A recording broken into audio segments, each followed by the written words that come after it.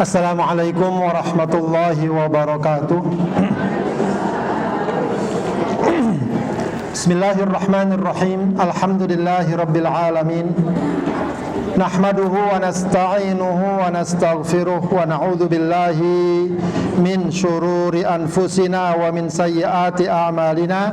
May yahdihillahu fala mudhillalah wa may yudlil fala hadiyalah. Asyhadu an la ilaha illallah wahdahu la syarikalah wa asyhadu anna Muhammadan abduhu wa rasuluhu la nabiyya ba'dah.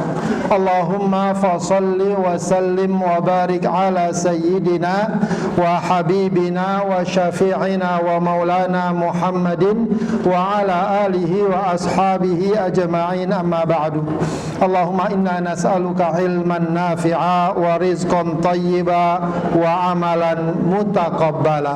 Amin ya rabbal alamin. Ibu-ibu sekalian yang dimuliakan Allah, alhamdulillah pada pagi hari ini kembali kita dapat hadir bersama dalam majlis ilmu ini. Mudah-mudahan kehadiran kita diberkahi dan diridhai Allah Subhanahu wa taala. Amin ya rabbal alamin. Ibu-ibu gimana kabarnya? Sehat semua? Alhamdulillah. Hutang udah lunas semua? Alhamdulillah. Mudah-mudahan Allah mudahkan segala urusan kita. Allah Subhanahu wa taala berikan jalan keluar atas setiap permasalahan yang kita hadapi. Amin ya rabbal alamin. Baik, Ibu sekalian, seperti biasa kita lancarkan, kita niatkan juga untuk membaca doa ya, apa yang menjadi hajat kita, khususnya doa-doa yang seperti biasa kita baca. Kita baca sama-sama. Allahumma inni abduka ibnu abdika ibnu amatika nasiyati biyadik madin fiya hukmuk adlun fiya qada'uk as'aluka bikulli ismin huwa laka sammaita bihi nafsak aw 'allamtahu ahadan min khalqik aw anzaltahu fi kitabik aw ista'tharta bihi fi ilmil ghaibi indak an taj'alal qur'ana rabi'a qalbi wa nura sadri wa jalaa huzni wa dhahaba hammi. Rabbi auzi'ni an ashkura ni'mataka allati an'amta alayya wa ala walidayya wa an a'mala salihan tardahu wa aslih li fi dhurriyyati inni tubtu ilaika wa inni minal muslimin. Allahumma kfini bihalalika an haramik wa aghnini bifadlika amman siwak. Allahumma inni as'aluka al-afiyah fid dunya wal akhirah. Allahumma inni as'aluka al-afwa wal afiyah fi dini wa dunyaya wa ahli wa mali. Allahumma astur awrati wa amin rawati. Allahumma ahfazni min bayni yadayya wa min khalfi wa an yamini wa an shimali wa min fawqi wa a'udhu bi'azamatika an ughtala min tahti. Allahumma ij'al fi qalbi nura wa fi basari nura wa fi sam'i nura wa an yamini nura wa an yasari nura wa fawqi nura wa tahti nura wa amami nura wa khalfi nura waj'al li nura. Amin ya rabbal alamin. Bapak sekalian, kita akan lanjutkan kajian kita membahas tafsir Al-Quran. Masih surat Yusuf, terakhir ayat berapa? 34.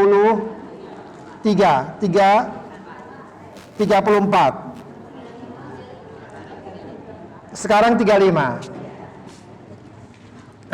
Sekarang 35. Baik, Bapak sekalian yang dimuliakan Allah Subhanahu wa taala. Jadi pada surat Yusuf ayat-ayat sebelumnya ya sudah kita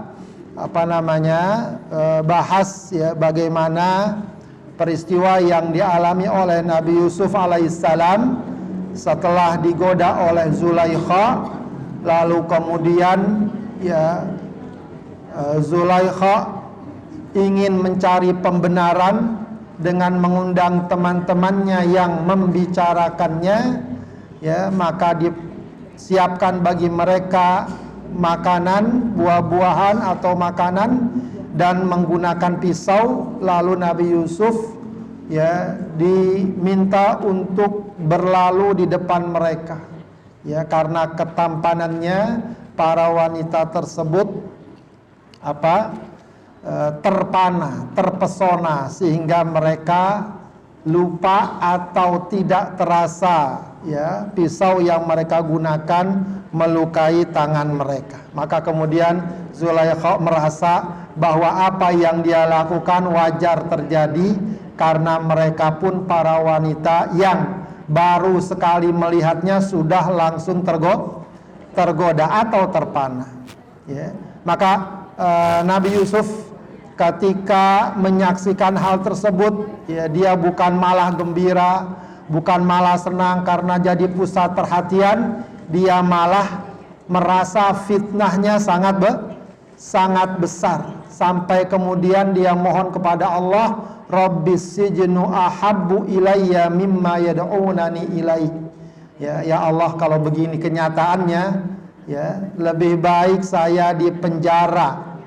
Ya, saya lebih suka penjara ketimbang ajakan-ajakan mereka. Ya. Kenapa? Ya. Karena wa illa tasrif anni kaidahunna asbu ilaihinna. Ya.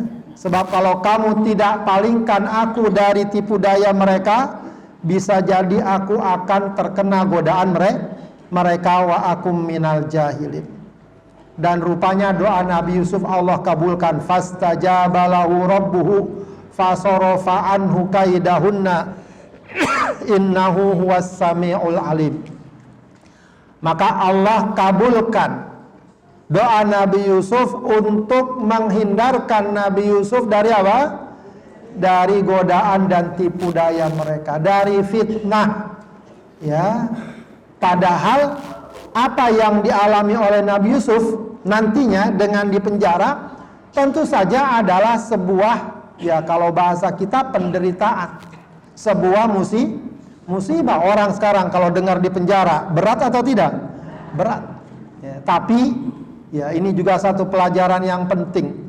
Kadang dalam kehidupan, meskipun tentu saja kita tidak menghendaki, ada saja kekurangan dan keterhalangan yang Allah berikan kepada kita, ya. Dan manusiawi, seseorang ketika merasa kekurangan dan terhalang pada satu perkara, dia sedih, dia tidak suka.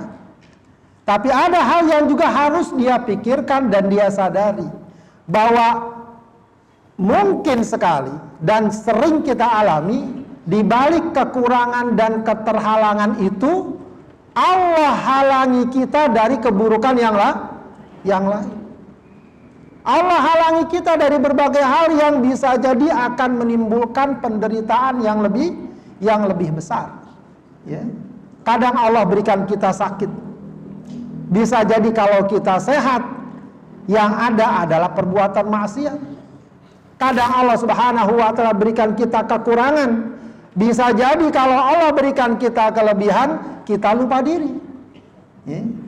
Kita mungkin melihat, ya, mohon maaf kalau di sini ada yang mengalami, ya, yang tunanetra, yang buta. Kita melihat sedih, ya. Atau kita melihat dia kekurangan.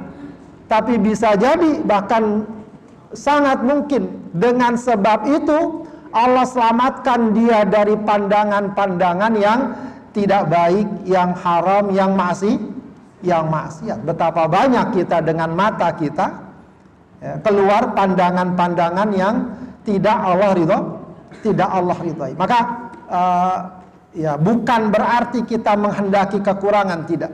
Tapi qadarullah, kadang kekurangan itu terjadi dalam kehidupan. Maka, ya, sebagian yang harus kita sikapi adalah bisa jadi Allah Subhanahu wa Ta'ala sedang menghalangi kita dari berbagai keburukan yang ada. Maka Allah Subhanahu wa Ta'ala kabulkan doa Nabi Yusuf. Dan Allah ketika mengabulkan doa tidak begitu saja brek jadi. Nabi Yusuf tiba-tiba ada di penjara. Itu mah adanya di film yang kayak gitu. Ya. Tetap saja Allah berlakukan sebuah proses, sebuah sebab akibat. Ya. Yang kadang-kadang kita itu menganggapnya sebagai kebetulan. Tapi itu semua tidak lepas dari skenario dan aturan Allah Subhanahu wa ta'ala. Nah, apa yang kemudian terjadi? Dalam surat Yusuf ayat 35 Allah mengatakan summa badalahum mim ba'di ma ra'awul ayati la yasjununnahu hatta hin. Summa badalahum. Ya, kemudian bada ay dhahara, dalam tafsir Al-Jalalain bada disebut dhahara lahum, ya, bagi mereka. Mereka ini siapa? Mereka ini pejabat keluarga istana begitu ya, yang menyaksikan peristiwa ini. Ya, ini kok lama-lama ya sudahlah ada peristiwa Zulaikha menggoda ya budaknya, lalu kemudian jadi pembicaraan, ya, kemudian terjadi lagi kemarin para wanita itu tergoda, dan ini kayaknya lama-lama bakal jadi berita besar, ya, kalau dibiarkan. Summa badalahum mim ba'di ma ra'awul ayat. Ya, jadi setelah mereka melihat berbagai macam tanda-tanda ini yang sebenarnya lebih menguatkan bahwa Nabi Yusuf lah yang benar, ay adalat ala baro'ati Yusuf badalahum ayas junuhu. Ya, akhirnya mereka ini orang-orang istana berpikiran atau tampak dalam pikiran mereka, ya, kayaknya lebih baik Yusuf di penjara aja deh gitu ya. Di penjara. Ya. Apa maksudnya di penjara? Di satu sisi ya agar tidak ada lagi masalah nanti orang tergoda segala macam. Ya, atau di sisi lain agar image di tengah masyarakat, ya, nanti orang akan terbayang bahwa Nabi Yusuf itu yang salah. Ya, tetap saja ya, pejabat ini walaupun dia tahu istrinya salah segala macam, tidak ingin agar image yang berkembang di masyarakat bahwa istrinya selingkuh dan semacamnya. Ya, maka mereka kepikiran, ya, mereka kemudian berpikiran bahwa Nabi Yusuf lebih baik di penjara, layas jununnahu hatta hin, ya, hingga tiba waktunya. Ayang qatiu fihi kalamun nas, sampai nanti berita di tengah masyarakat sudah hilang. Ya, jadi berita-berita viral itu ada umurnya, ada usianya. Ya, kalau orang-orang ahli media ada yang mengatakan berita-berita viral yang wajar itu usianya paling 3 hari, paling lama seminggu. Ya, maka jangan juga kita terlalu terbawa oleh arus ya berita-berita seperti itu. Ntar juga hilang sendiri itu berita. Ya, sekarang aja kita ribut sana ribut sini, ntar tahu-tahu hilang. Ya, nah, yang diinginkan itu adalah biar nanti masyarakat tidak lagi membicarakan masalah ini. Maka singkat cerita Nabi Yusuf dimasukkan ke dalam penjara. Lihat bagaimana istilahnya kemarin kita katakan roller coaster kehidupan Nabi Yusuf. Disayang oleh ayahnya, didengki oleh saudaranya, dibuang ke dalam sumur, diambil oleh para penjual, didagang di pasar, dibeli oleh pejabat Mesir, ya, hidup dalam kesenangan kemewahan, lalu digoda, akhirnya masuk penjara. Itu sebenarnya juga gambaran kehidupan kita. Ya, kita aja kadang-kadang nggak ngerasa. Ibu-ibu kalau pandai nulis, mungkin ibu-ibu bisa bikin novel cerita ibu-ibu sendiri. Ya. Banyak ceritanya, banyak nggak ceritanya? Banyak ceritanya, dari dulu masih kecil main di sawah, dekil segala macam gitu ya. Kemudian remaja masuk SMP ada cerita ini. Wah, itu sebetulnya cerita. Masing-masing orang punya cerita, ya. Tapi memang Allah Subhanahu wa taala angkat kisah Nabi Yusuf karena banyak pelajaran yang dapat diambil. Maka Wa dakhala ma'ahu sijna fatayan. Masuklah Nabi Yusuf ke dalam penjara, dan ketika dia berada di dalam penjara, katakan di dalam sel, ya, masuk pula wa dakhala ma'ahu, masuk bersamanya, as-sijna, penjara, fatayan. Ya, fatayan musanna dari fata. Fata itu anak muda, ya, remaja. Ada 2 orang anak muda yang juga masuk penjara bersamanya. Qala ahaduhuma, ya rupanya ini tentu bukan tiba-tiba masuk lalu kemudian mereka ngomong masalah ini, tidak. Masuk dia, hiduplah mereka bersama Nabi Yusuf di penjara itu, dan tentu saja mereka dapat menilai bagaimana sikap, bagaimana akhlak, bagaimana perilaku Nabi Yusuf yang baik, akhlaknya yang bagus, bukan cuma tampangnya yang bagus, tapi akhlaknya juga bagus.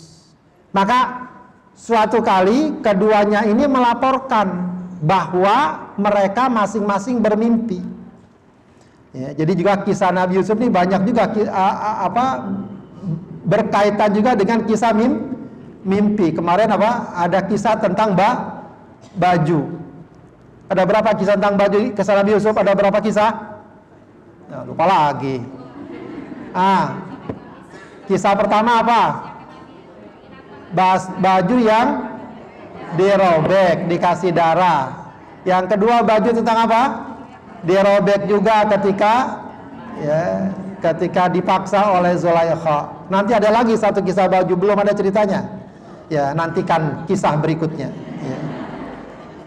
Sama nih mimpi juga begitu. Nabi Yusuf, dalam kisah Nabi Yusuf nanti ada berapa mimpi? Pertama mimpi Nabi Yusuf ketika masih kecil. Nah, yang kedua nih kisah mimpi 2 orang pemuda yang bersama Nabi Yusuf dalam penjara. Nanti terakhir ada kisah mimpi siapa? Mimpi sang raja. Ya, mimpi sang raja. Jadi ada juga beberapa kisah mimpi dalam Nabi Yusuf. Baik. Qala ahaduma inni arani a'siru khamra. Salah satunya mengatakan aku bermimpi. Arani maksudnya aku melihat diriku, itu maksudnya artinya mimpi. A'siru. A'siru artinya apa? Kalau orang Arab itu bilang asir. Apa bu asir? Jus. Ya, asir manggo, jus mangga. Asir itu artinya memeras, ya, karena jus itu perasan. Khamra, memeras khamr. Ya, kalau dalam tafsirnya maksudnya memeras anggur, buah anggur untuk dijadikan khamr. Ya, jadi dia kesimpulannya bermimpi sedang membuat khamr dari anggur. Wa qala al-akharu, yang satu lagi mengatakan apa? Inni arani ahmilu fawqa ra'si khubzan ta'kulu tayru min. Ya, aku bermimpi, ay arani, aku melihat diriku, ahmilu fawqa ra'si, membawa di atas kepalaku, kepala, ra'si jadi kepalaku. Khubzan. Apa bu khubzan bu? Khubuz. Roti. Khubzan, roti. Aku membawa roti di atas kepala. Ta'kulu tayru minhu. Ketika aku bawa roti kepala, itu burung memakannya, ya, memakannya. Nabi ta'wili, kata mereka. Nabba'ayu, nabi apa artinya? Memberitakan. Maka nabi dikatakan nabi, kenapa? Karena dia membawa berita. Ada surat namanya tentang berita yang besar. Apa bu namanya? Surat apa? An-Naba. Ya, apa? Amma yatasa'alun anin naba'il azim. Nah, kata mereka nabi'na, beritakan kepada kami bita'wilih, dengan takwilnya. Ini apa nih arti mimpinya? Arti mimpinya apa? Kenapa mereka tanya begitu kepada Nabi Yusuf? Inna naraka minal muhsinin. Ya. Kami melihat engkau termasuk orang yang muhsin, orang yang baik, orang yang bagus akhlaknya, perilakunya. begitu ya. Ya. Jadi kita katakan tadi bahwa mereka tidak ujuk-ujuk masuk penjara lalu mimpi, tidak. Ya, Al-Quran kan tidak menceritakan detail semuanya. Ya, mereka sudah masuk sekian lama bersama Nabi Yusuf, bergaul dengan Nabi Yusuf, mengetahui perilaku Nabi Yusuf, dan dikenal Nabi Yusuf orang baik. Maka ketika mereka bermimpi dengan mimpi yang menurut mereka ini agak aneh, ya, unik, maka mereka minta kepada Nabi Yusuf untuk mentakwil mimpinya dengan latar belakang apa? Sebab Nabi Yusuf ini orang baik, orang soleh, ya, orang yang ya tidak neko-neko kalau orang sekarang. Ya, nah ini juga mungkin salah satu hal yang penting dalam kehidupan. Jadilah kita orang baik, orang yang ketika orang menilai kita, bukan kita ingin mencari pujian dan penilaian orang, tapi jadikan sikap kita, perilaku kita, perbuatan kita menjadi nilai kebaikan di hadapan orang. Dan itulah ya saksi kebaikan yang sangat penting. Kata Rasulullah, antum syuhada'ullahi fil ard. Kalian adalah saksi Allah di muka bumi. Maka hal itu Rasulullah ucapkan ketika ada jenazah ya lewat, ya, maka orang memujinya baik-baik. Ada lagi jenazah satu lewat, orang mencelanya, mencaci makinya. Ya. Maka kemudian Rasulullah mengatakan antum syuhada'ullahi fil ard. Kalian adalah saksi Allah di muka bumi. Kalau kalian menyaksikan atau bersaksi orang itu baik, maka Allah akan katakan dia baik. Kalau kalian saksikan orang ini jahat, suka maksiat, ahli maksiat, Allah akan jadikan persaksian kalian. Makanya kering kalau di tengah masyarakat sebagian itu ada yang mengatakan kalau sedang mengantar jenazah, ya apakah kita bersaksi dia menjadi orang baik gitu, khair, ya. Tapi yang paling penting bukan itu. Yang paling penting adalah persaksian yang murni, yang lahir dari kesadaran, ya, bahwa kita bersaksi ini orang baik, ini orang benar, ini orang soleh. Nah, itu akan menjadi bukti di hadapan Allah Subhanahu wa Ta'ala. Ya, maka berusahalah terus diri kita agar ya siapapun orang yang bertemu dengan kita, ya, jangan sampai pada diri orang itu ada catatan keburukan tentang kita. Dan itu biasanya yang tahu siapa? Orang-orang terdekat. Ya, kalau orang-orang terjauh, mereka tahu dari jauh. Ya, kalau zaman sekarang orang kelihatannya bagus di media, pencitraannya gampang. Cari tukang foto, dia makan, ya sama abang-abang sopan bener, gampang banget. Sehari-hari begitu atau tidak? Itu yang penting. Kebiasaannya begitu atau tidak? Itu yang penting. Maka keseharian kita harus kita hadirkan kebaikan dalam diri kita. Ya. Bukan hanya paras kita, bukan hanya tampang kita yang harus kita jaga kerapihan dan kebaikannya, akhlak pun bahkan lebih penting untuk kita jaga kebaikannya, ya. Sehingga sebagaimana ciri atau sifat Rasulullah sallallahu alaihi wasallam dikatakan para sahabat, karena Rasulullah sallam ahsanan nasi khalqan wa khuluqan. Rasulullah itu orang yang paling bagus apanya? Khalqan. Khalqan, kalau khalqan apa? Bukan akhlaknya, khalqan itu parasnya, tampangnya, penampilan fisiknya. Ya, Rasulullah itu rapi semuanya. Ya, pakaiannya, postur tubuhnya, ya, sampai rambutnya rapi. Itu namanya khalqan, penampilan zahir, penampilan lahir. Tapi juga bukan itu, khuluqannya juga, akhlaknya juga bagus. Baik, kesimpulannya Nabi Yusuf kemudian mengatakan, qala la ya'tikuma ta'amun turzaqanihi illa nabba'tukuma bita'wilih. Ya, maka kata Nabi Yusuf, qala la ya'tikuma ta'amun turzaqanihi, ya, tidaklah kalian ya, didatangkan atau datang pada kalian makanan yang kalian dapat rizki di situ, illa nabba'tukuma bita'wili qabla an ya'tiyakuma, kecuali aku dapat mentakwilnya sebelum dia mendatangi kalian berdua. Ya, jadi maksudnya apa yang kalian lihat makanan, ya, makanan yang kalian lihat atau kalian saksikan dalam mimpi, yang satu memeras anggur, yang satu membawa roti di kepalanya. Illa nabba'tukuma bita'wili, ya, kecuali dapat mentakwilnya. Aku akan bisa memberitakannya kepadamu tentang takwilnya, tafsir mimpinya. Qabla an ya'tiyakuma, ya, sebelum, ya, datang takwil atau penafsiran kepada kalian, ya, dari pihak lain atau dari siapapun tentang takwil dari kedua mimpi tersebut. Jadi Nabi Yusuf dengan ayat ini menjanjikan, aku bisa mentakwilnya, begitu ya.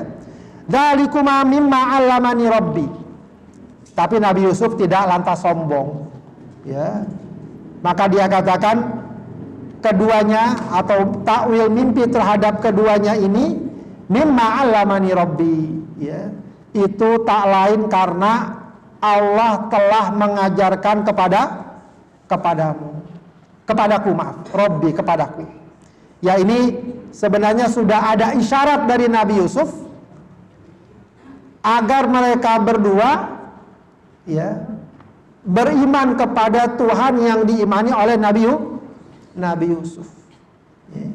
Aku bisa mentakwilkan apa yang kamu alami dari mimpi kamu. Ya, dan itu aku dapatkan, aku ketahui karena Tuhanku mengajarkan kepadaku.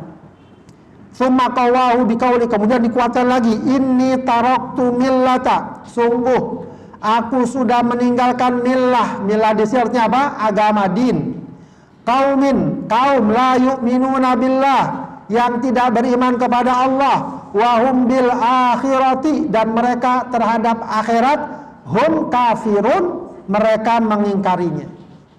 Ya, jadi Nabi Yusuf ini pengen ngasih takwil kepada mereka, tapi Nabi Yusuf ingin sebelum itu mereka dapatkan, Nabi Yusuf sudah dapat menyampaikan pesan-pesan keimanan.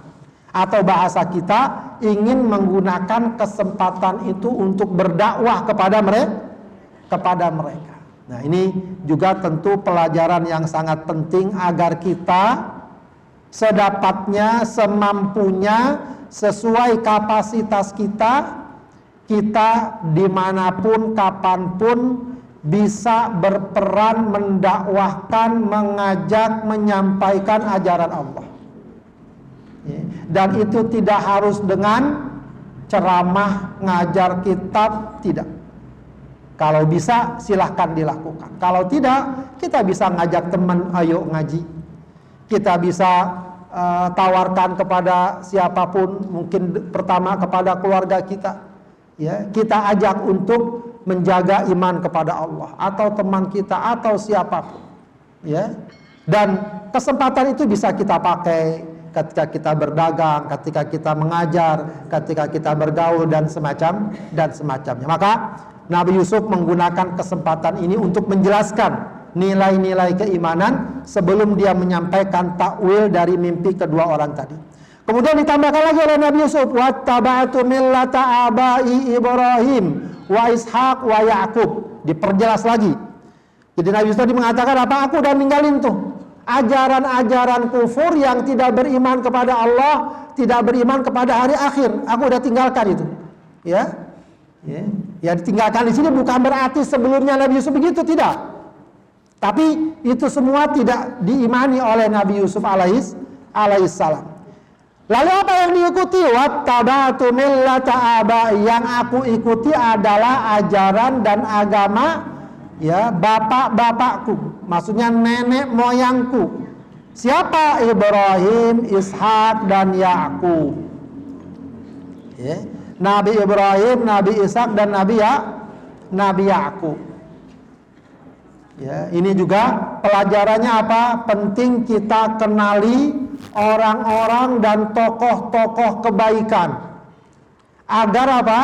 Agar kita bisa menjadikan mereka, kalau bahasa sekarang namanya role model, panutan dan patokan. Ya, kadang orang kalau dibilang, oh ini konsepnya begini, teorinya begini, itu berat. Sudah, kita ikut siapa? Ikut Rasulullah, ikut para sahabat, ikut tabi'in, ikut para ulama, Imam Syafi'i, Imam Hanafi, Imam Maliki, Imam Hambali dan seterusnya, Imam Maliki. Ya. Atau sekarang para ulama berikutnya, Imam Nawawi dan seterusnya. Agar apa? Agar kita memiliki panutan dan patokan dalam beragama. Maka nalana an nusyrika billahi min syai'. Ya, diperjelas oleh Nabi Yusuf. Ini Nabi Yusuf ini terus bicara, sampaikan tuh kepada pemuda tadi. Ya, maka nalana an nusyrika billahi min syai'. Ya, tidaklah kami ini menyekutukan Allah sedikit pun dengan sesuatu apapun sedikit pun. Ya, tidak, kami tidak seperti model-model mereka-mereka yang menyekutukan Allah. Kalau kami tidak, dengan apapun tidak kami sekutukan Allah. Dzalika min fadlillahi alaina wa 'alan nasi. Inilah keutamaan yang Allah berikan kepada kami dan kepada manusia. Walakinna aktsaran nasi la yashkurun. Tapi kebanyakan orang, ya khususnya orang yang kafir, tidak mau bersyukur kepada Allah dengan beriman hanya kepadanya. Justru mereka menyekutukan Allah Subhanahu wa ta'ala. Jadi Nabi Yusuf pertegas, inilah keimanan kami, inilah keyakinan kami. Kami hanya beriman kepada Allah, tidak menyekutukannya. Kemudian ditambahkan lagi oleh Nabi Yusuf, ya sahibayis sijni. Ya. Wahai sahabat, kedua sahabatku di penjara. Ya, jadi Nabi Yusuf manggilnya pun dengan bahasa yang halus. Ya. A'arbabun mutafarriquna khairun amillahul wahidul qahhar.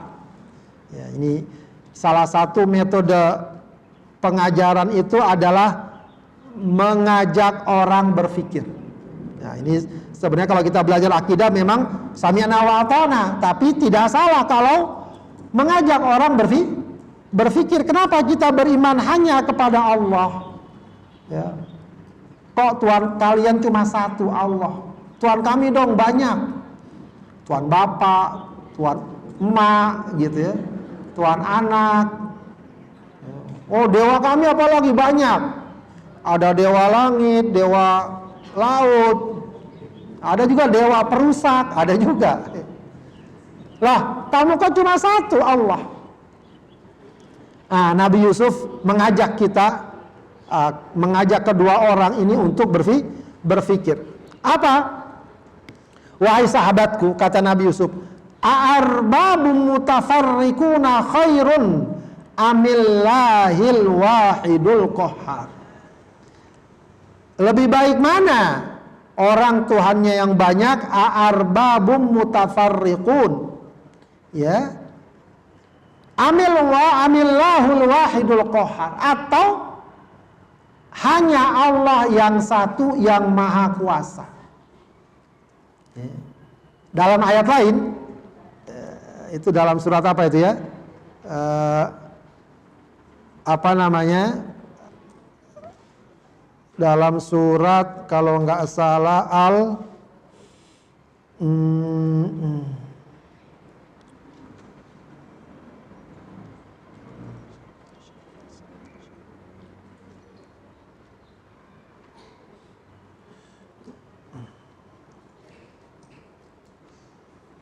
Tahu ya.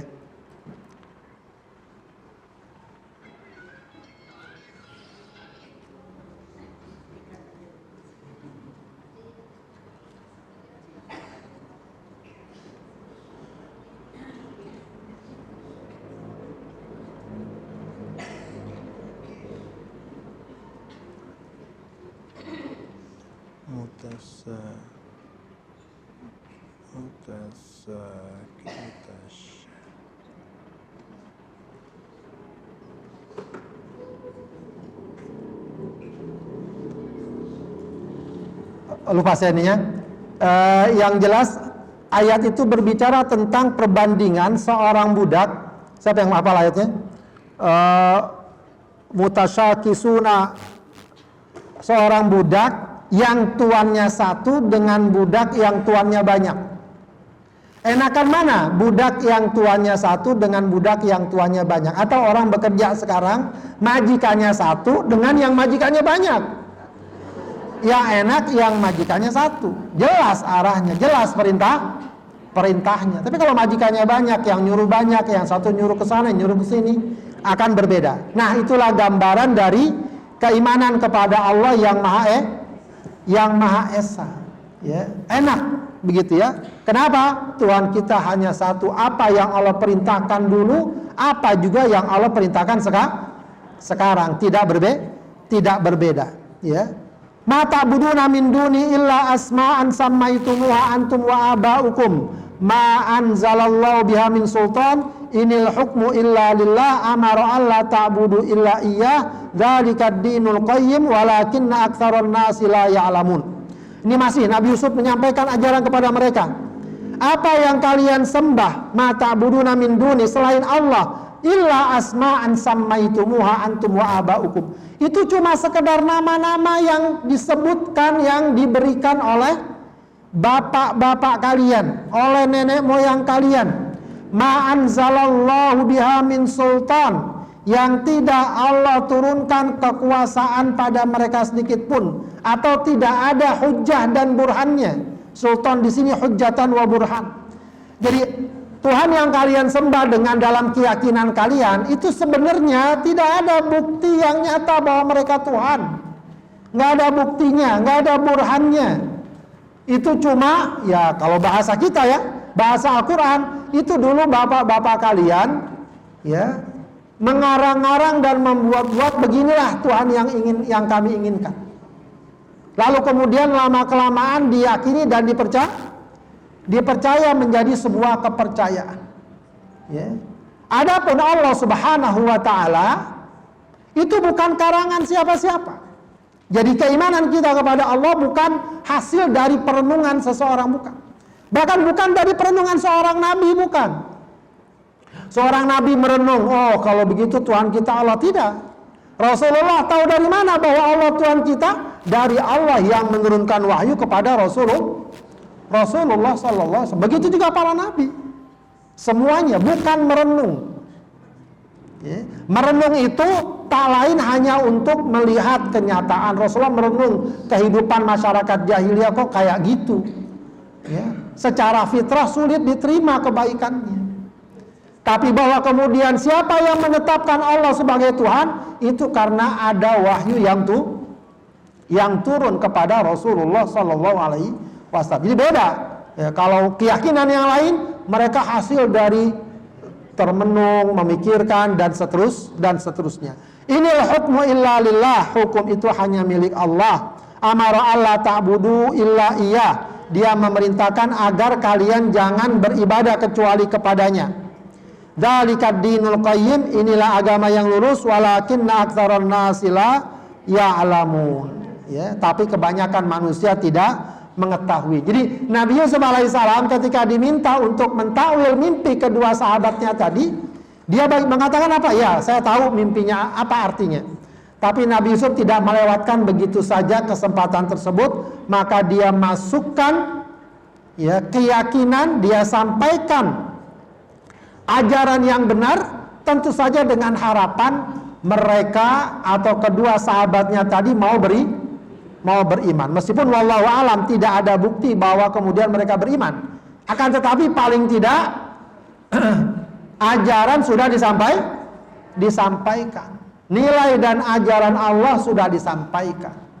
Begitu ya. Perkara mereka mau nerima atau tidak, itu sudah bukan wilayah dan wewenang seorang manusia. Kadang ada yang menerima, kadang ada yang tidak menerima. Paling tidak tanggung jawab menyampaikan ajaran Allah sudah disampaikan. Dan ini tentu saja juga mengingatkan kita semua untuk sekali lagi menggunakan peluang, kesempatan apa yang kita miliki ya untuk mengajak orang kepada jalan Allah Subhanahu wa ta'ala dengan kemampuan yang kita miliki. Tak perlu kita melewati batas kemampuan kita. Tidak semua orang punya kemampuan yang sama, tapi kita bisa sama-sama memiliki semangat untuk menyampaikan ajaran Allah Subhanahu wa ta'ala. Baik, Ibu sekalian, demikian kurang lebih ya tafsir ya, dari surat Yusuf ya. Nanti insya Allah kita lanjutkan pada pertemuan berikutnya. Ada yang tanya, silakan. Ada lagi yang bertanya langsung, silakan. Oh ya. Tapi dibaliknya saya tulis itu, kalau misalnya Ustaz nggak nanya yang jauh nggak ada yang ngaku, itu tulis kunciannya. Ada yang bertanya langsung? Angkat tangan. Silakan. Salam. Zaman sekarang kita menanyakan tafsir mimpi kita kepada orang yang soleh, itu boleh atau tidak? Ya, kalau kita lihat orang itu soleh, orang itu baik, tidak mengapa. Ya, tidak mengapa, nggak apa-apa. Ya, tapi jangan sembarangan tanya. Ya, jangan sembarangan tanya. Di internet kadang ada iklannya tuh, bisa mentakwil mimpi. Kalau ada iklan kayak gitu nggak bener lah, dihindari. Tapi kalau kita lihat orang ini baik, ya kira-kira bertanya, mudah-mudahan bisa. Ya, artinya meskipun juga bisa jadi tidak selalu orang mengerti. Sebenarnya itu ada kaidah, ada ilmunya. Ya, cuma memang ini ilmu yang sekarang banyak orang yang tidak mampu untuk menguasainya. Ya, ulama dahulu terkenal, Ibnu Sirin itu punya bahkan kitab tentang takwil mimpi. Ya, di Saudi dulu ada ulama yang terkenal juga, ya, suka mentakwil mimpi. Cuma saya lupa sekarang masih ada atau tidak orangnya. Ya. Tapi juga jangan jangan terpengaruh sedemikian rupa. Umumnya kalau mimpi itu baik, biasanya memang kita boleh berharap kebaikan. Kalau mimpi itu buruk, maka kita cukup berlindung kepada Allah, semoga terhindar dari keburukan. Wallahu a'lam. Baik, kita baca beberapa pertanyaan. Suatu ketika sahabat Nabi selesai makan daging onta, kemudian mereka mau sholat. Nabi memerintahkan untuk berwudu terlebih dahulu. Indonesia tidak ada unta, adanya kambing, sapi, dan apakah juga harus berwudu? Ya, ini memang maksudnya bab fikih ya. Maksudnya bab fikih. Ya. Apakah makan daging onta membatalkan wudu? Mayoritas para ulama mengatakan memakan daging onta tidak membatalkan wudu, tapi sunnah berwudu lagi. Itu mayoritas para ulama. Tapi memang ada madhab fikih yang menyatakan memakan daging onta membatalkan wudu. Karena sebagaimana disebut dalam hadis ini, Rasulullah memerintahkan sahabat untuk berwudu habis makan daging onta. Tapi dalam riwayat yang lain, sahabat yang bertanya, ya Rasulullah, habis makan daging onta berwudu lagi enggak? Ya, maka kata Rasul, fabiha wa ni'mat. Ya, bagus. Ya, kata-kata bagus itu tidak menunjukkan wajib. Jadi kalau dalam mazhab Hambali memang menyatakan makan daging onta itu membatalkan wudu.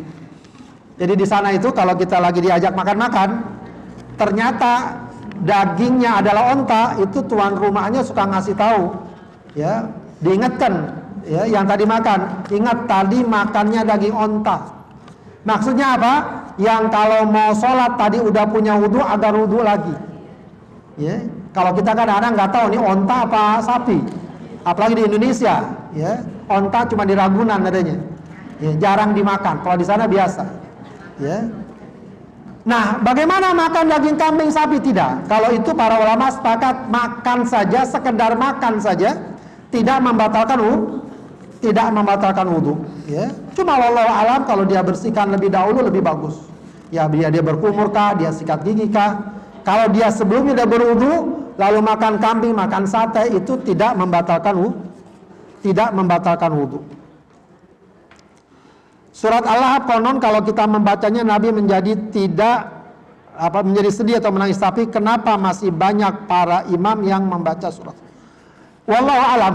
Kalau ada riwayat Nabi sedih atau menangis ketika membaca surat ini, saya mungkin belum mengetahui ya, apakah ada atau tidak. Kalau ada, bisa jadi karena di sana memang terkait dengan pamannya Abu Lahab. Tapi bukan berarti surat ini nggak boleh dibaca, atau surat ini misalnya buruk atau kurang, tidak. Tetap saja surat Al-Lahab adalah kalamullah, adalah bagian dari Al-Quran yang mulia. Ya, bukan berarti dilarang dibaca begitu ya, atau dalam sholat nggak boleh dibaca, tidak. Dia sama dengan surat yang lainnya secara umum. Ya, jadi tidak benar kalau ada yang mengatakan jangan baca surat Al-Lahab dalam sholat, dalam apa, tidak. Tidak ada larangan, dia masuk dalam keumuman surat-surat atau ayat-ayat atau kalamullah yang mulia dan yang agung. Ya, wallahu a'lam. Meskipun memang isinya berbicara tentang ya celakanya Abu Lahab dan juga istrinya. Ya, bahkan surat itu dikatakan sebagai salah satu bentuk mukjizat Al-Quran. Kenapa dibilang mukjizat Al-Quran? Surat itu turun pada masa Abu Lahab masih hidup atau sudah mati? Masih hidup. Dan di surat itu sudah menjelaskan tabbat yada abi lahabi watab. Allah sudah jelaskan celakalah Abu Lahab. Maksudnya celaka karena apa? Karena kekufurannya. Ya, coba kalau Abu Lahab mikir sejenak agar Al-Quran ini menjadi sesuatu yang keliru, kan bisa saja dia pora-pora masuk Islam. Saya masuk Islam, berarti surat ini nggak berlaku.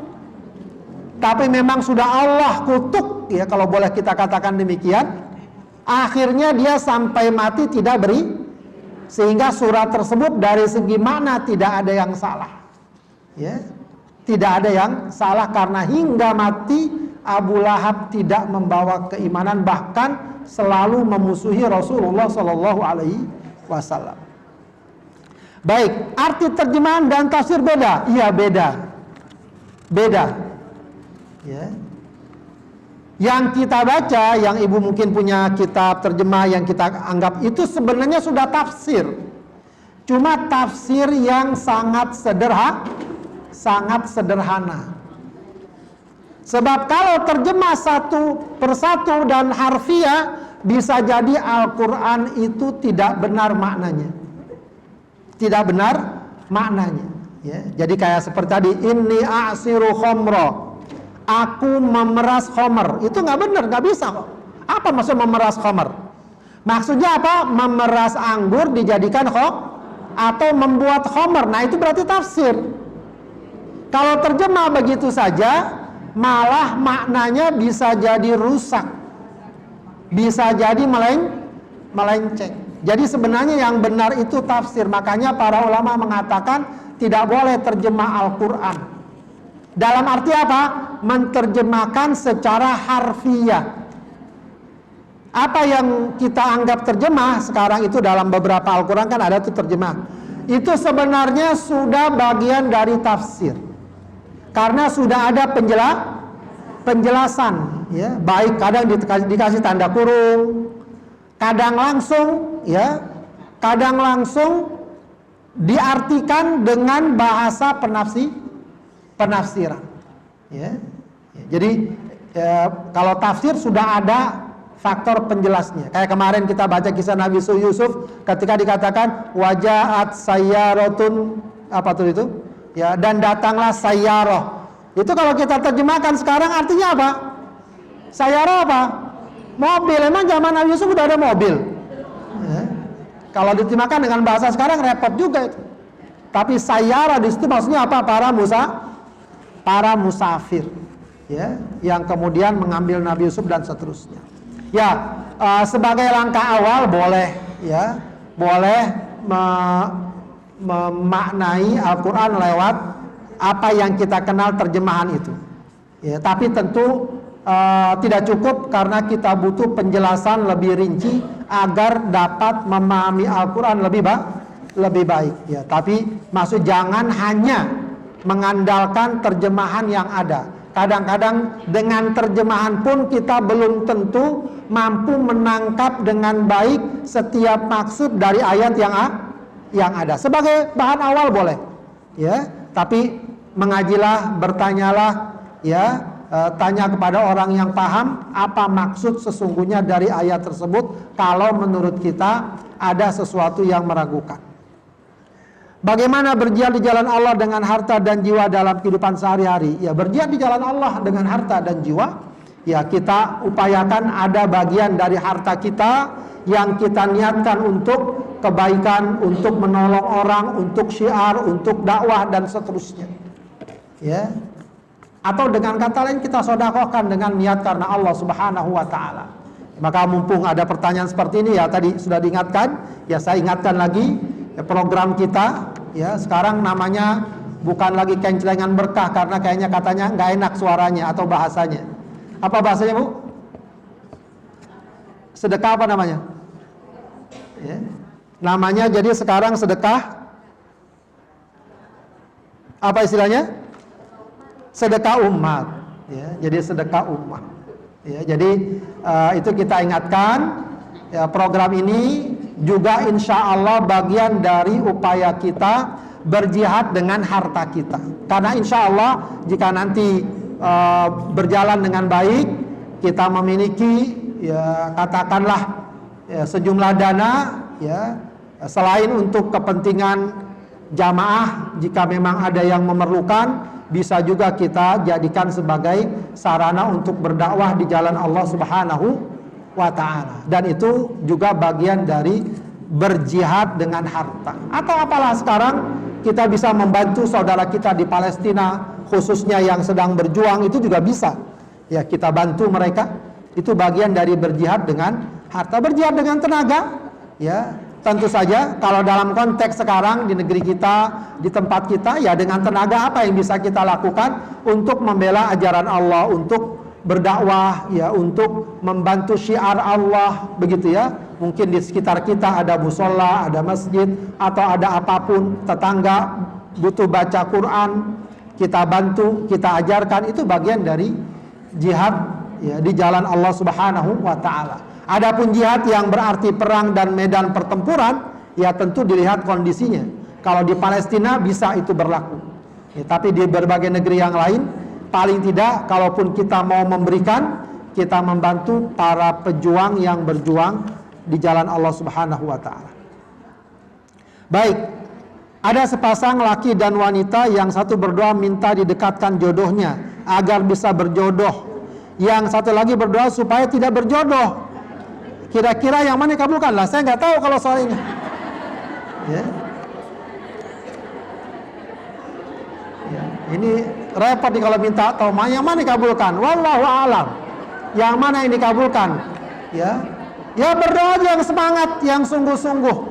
Ya, yang semangat. Cuma memang wallahu a'lam untuk hal seperti ini, Ibu sekalian, doanya jangan terlalu definitif. Ya, berdoa saja, ya Allah pertemukan saya, jodohkan saya dengan orang soleh, dengan orang soleh, dengan orang yang baik, ya, dengan orang yang dapat membimbing. Ya, jangan terlalu definitif, ya Allah jodohkan saya dengan siapa gitu, artis atau apa disebutkan namanya. Ya, itu doa yang wallahu alam, para ulama mengatakan ada doa yang tidak boleh, ta'addi namanya, ta'addi fid doa, melampaui batas, seakan-akan ngatur Allah. Ya, ngatur Allah, ya Allah kalau saya mau jangan jadi orang Indonesia, mau jadi orang Rusia segala macam. Ya, itu ta'addi. Ya, enggak, jangan ngatur Allah. Pokoknya kita ingin yang terbaik buat kita, yang soleh, yang baik. Termasuk juga, ya, kalau kita nggak pengen dijodohkan sama si fulan, ya Allah jauhkan saya jadi jodoh yang buruk, jodoh yang tidak baik. Sebab bisa jadi yang kita anggap tidak baik justru dia baik. Ya mungkin kita nggak suka sama seorang. Ya, kalau kata orang itu jangan terlalu menampakkan ketidaksukaan pada seorang, nanti lama-lama malah jatuh cinta atau malah jadi jodohnya. Ya, bisa jadi seperti itu. Maka minta saja yang baik secara umum kepada Allah. Ya, itu lebih baik ketimbang kita ya terlalu mengarahkan kepada seseorang. Ya, sebab ya kita tidak tahu mana yang lebih baik, mana yang tidak di sisi Allah Subhanahu wa taala. Begitu ya. Baik, demikian Ibu sekalian. Kalau tidak lagi kita cukupkan sampai di sini. Satu lagi. Baik, satu lagi ya pertanyaannya. Ada speakernya nggak? Bu, speakernya dikasih. Sebelah sana. Paling ujung sebelah kanan.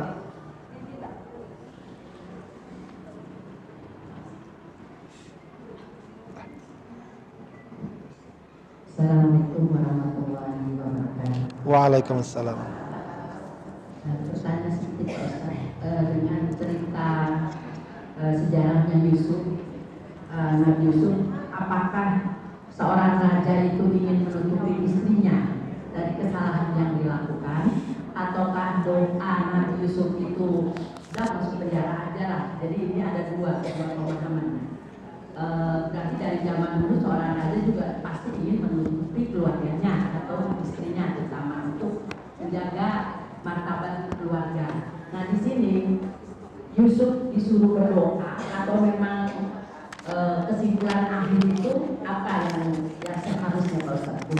Assalamualaikum warahmatullahi wabarakatuh. Assalamualaikum warahmatullahi wabarakatuh. Baik, ya jadi itu yang tadi kita katakan, itulah ya antara keinginan manusia dengan keinginan Allah. Jadi Allah pertemukan keinginan seorang dengan ya peristiwa yang terjadi. Jadi di satu sisi Nabi Yusuf melihat fitnah begitu berat, akhirnya dia mohon kepada Allah, dia berdoa kepada Allah, ya Allah, ya, mendingan saya masuk penjara aja dah, gitu ya, daripada kemudian saya mengalami godaan seperti ini, khawatir nanti saya malah tergoda. Di sisi lain, ya, di sisi lain keluarga Nabi Yusuf ini membicarakan ini. Setelah beberapa peristiwa terjadi, ini kayaknya bakal berat nih kalau seandainya begini terus. Ya, sekarang ada beberapa wanita yang sampai melukai dirinya karena melihat Nabi Yusuf. Ini kalau Nabi Yusuf kayak begini terus, lama-lama nanti akan muncul lagi berita peristiwa yang mungkin lebih heboh. Udah dah, penjarain aja dah, begitu ya. Penjarakan saja, ya. Karena kalau dengan penjarakan berarti Nabi Yusuf semakin terhindar, nggak akan ada lagi muncul cerita-cerita yang heboh begitu ya. Ya, kemudian juga image di masyarakat, nanti orang akan mengira yang salah Nabi Yusuf sehingga keluarga raja itu atau pejabat tadi menjadi lebih baik. Ya betul memang. Ya dikatakan para ulama bahwa Aziz Mesir, pejabat Mesir itu ya tetap walaupun mengakui bahwa istrinya telah berbuat salah, tapi dia nggak ingin agar berita tersebut tersebar keluar, dan itu mungkin sekali terjadi ya zaman dulu, zaman sekarang ya, menjaga ya katakanlah aib keluarga ya. Perkara kalau begitu jahat dong, ya jahat, zalim memang. Nabi Yusuf dizalimi, tetap itu sebuah cuma memang begitulah ya, Allah Subhanahu wa taala bisa jadi mengabulkan dosa seseorang, doa seseorang dengan sebuah peristiwa yang Allah pertemukan.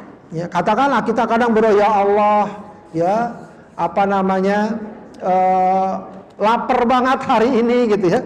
Sementara di sana ada orang yang ini kok di rumah banyak makanan nih, ya maka dia keluar. Ya, siapa orang yang kira-kira bisa diberi maka? Kebetulan ketemu sama kita, dikasihlah kita. Kita merasa apa? Ya Allah, baru aja kita minta udah ada makanan. Begitu biasanya Allah memberikan perjalanan kehidupan. Ya ada orang yang menghendaki sesuatu, kita ingin sesuatu, lalu Allah pertemukan. Ya, jadi semuanya terjadi. Ya, Nabi Yusuf memang ingin menghindar agar tidak ada fitnah, sementara keluarganya Mesir itu ingin ya agar berita ini tidak terus berkembang, maka Nabi Yusuf dipenjarakan. Itu sesuatu yang mungkin sekali terjadi baik pada zaman dulu atau zaman sekarang. Wallahu a'lam bishawab. Ibu sekalian, sudah cukup siang. Ya, ini ada dari panitia katanya menyediakan hadiah buat siapa ini? Buat beberapa jamaah yang jauh ya, sebagai apresiasi. Ya. Ini semuanya atau dipilih? Oh, dipilih. Siapa yang paling jauh gitu? Siapa yang paling jauh? Paling jauh siapa? Angkat tangan dulu.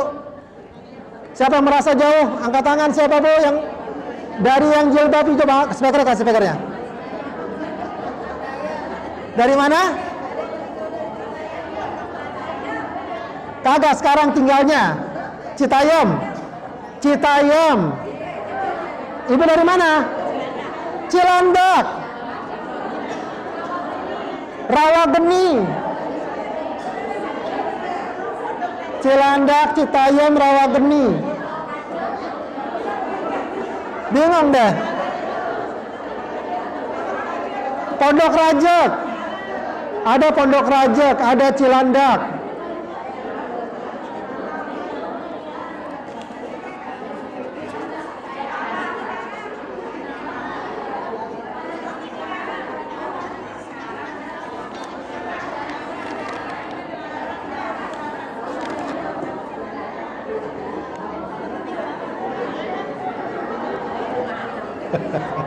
Yang mana dong?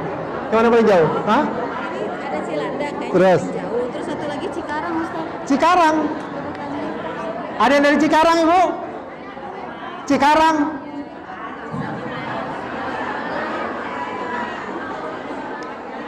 Kamu pertama kali datang atau sudah berkali-kali? Sedang bertamu atau memang datang?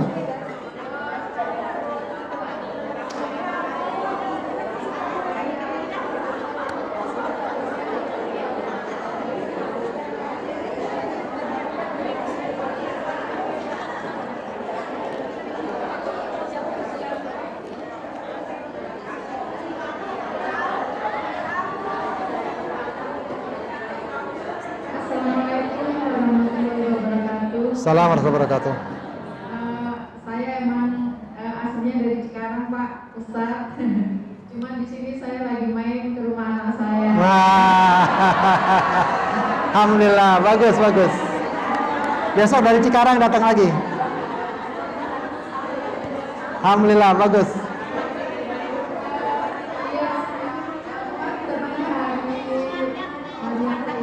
Hari Sabtu saya datang. Iya, alhamdulillah. Udah 2 kali saya datang ke sini, Pak Ustaz. Oh, ada. Saudara saya ini Bagus bagus. dari Depok Mulia, ya. Ya, berarti udah jadi jamaah. Insya Allah, Pak Ustaz. Amin, amin. Bagus Bu, makasih Bu. Mudah-mudahan berkah insya Allah. Assalamualaikum warahmatullahi wabarakatuh. Waalaikumsalam. Baik, satu lagi dari Cikarang sudah. Cilandak. Ya, coba. Assalamualaikum warahmatullahi wabarakatuh. Saya Ustaz lagi main ke rumah Mesa. Saya dari Semarang.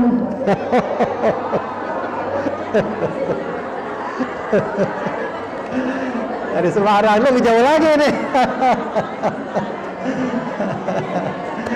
Ada. Ya, kalau ini sahabat dari keluarga kami, istri saya. Dulu teman di Riyadh, lagi main di rumah. Ini bukan dari Semarang, ini dari Riyadh ya, dari Riyadh. Assalamualaikum warahmatullahi wabarakatuh. Assalamualaikum warahmatullahi wabarakatuh. Semula saya kesini memang ikut ceramah. Langsung saya memang dari setiap hari saya dari Cilandak. Kadang saya naik kereta, kadang saya naik Grab, kadang naik mobil. Ya. Betapa indahnya bertanya jawab seperti ini dengan sumber yang sebenarnya. Dan yang kedua itu saya nggak bisa menggaris-garis surat Al-Quran yang gundul gitu. Ternyata saya suka sekali dengan yang sertifikat itu, makanya jadi saya cinta dengan datang ke sini. Allah. Amin, amin. Mudah-mudahan berkah Bu. Udah cukup dulu ya dari Cilandak sama dari Cikarang. Yang lain nanti menyusul insya Allah. Bu Ajir, hadiahnya mana? Ini. 2, emang ada 2.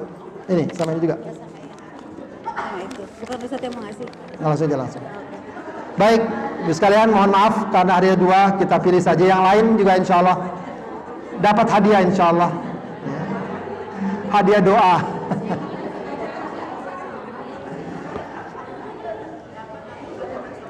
Yang dari Cikarang. Oke.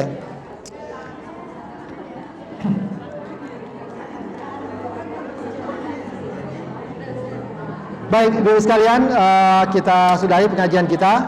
Jadi sekali lagi kita ingatkan yang tadi terkait program sedekah umat ya. Jadi ingatkan Ibu sekalian bahwa uang yang kita masukkan di kaleng itu kita niatkan 3. Pertama untuk sedekah, kedua untuk wakaf, yang ketiga untuk apa Bu? Untuk Palestina. Ya, dari 70%-nya untuk sedekah antar kita, yang 25% untuk wakaf, dan yang 5% untuk Palestina. Ya, jadi insya Allah nanti akan kita kelola.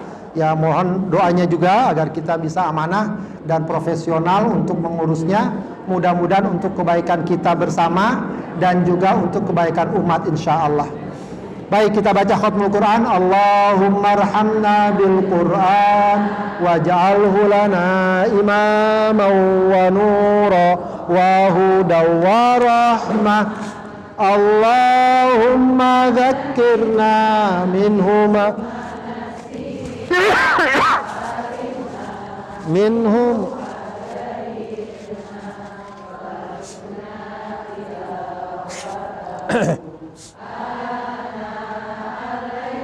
wa atrafan nahar waj'alhu lana hujjatan ya rabbal alamin. Astaghfirullahaladzim, astaghfirullahaladzim, astaghfirullahaladzim. Hamdan yuwafi ni'amahu yukafi'u mazidah. Ya Rabbana wa ilahana lakal hamdu wa lakal syukr kama yanbaghi li jalali wajhika wa 'azimi sultanik. Allahumma salli ala Sayyidina Muhammad wa ala ali Sayyidina Muhammad. Rabbana taqabbal minna innaka antas sami'ul alim wa tub 'alaina innaka antat tawwabur rahim. Allahumma ya muqallibal qulub tsabbit qulubana ala dinik. Allahumma inna nas'aluka husnal khatimah wa na'udzu bika min su'il khatimah. Allahumma ja'alna wa ahlana wa dhurriyyatana min ahlil Qur'an ahlika wa khassatika ya rabbal alamin. Allahumma ja'alil Qur'ana syafi'an lana. Allahumma ja'alil Qur'ana hujjatan lana la hujjatan alaina. Rabbana ighfir lana wa liwalidina warhamhuma kama rabbayana shighara. Rabbana atina fid dunya hasanah wa fil akhirati hasanah wa qina adzaban nar. Subhana rabbika rabbil izzati amma yasifun wa salamun alal mursalin walhamdulillahi rabbil alamin. Subhanakallahumma wa bihamdika asyhadu an la ilaha illa anta astaghfiruka wa atubu ilaik. Assalamualaikum warahmatullahi wabarakatuh.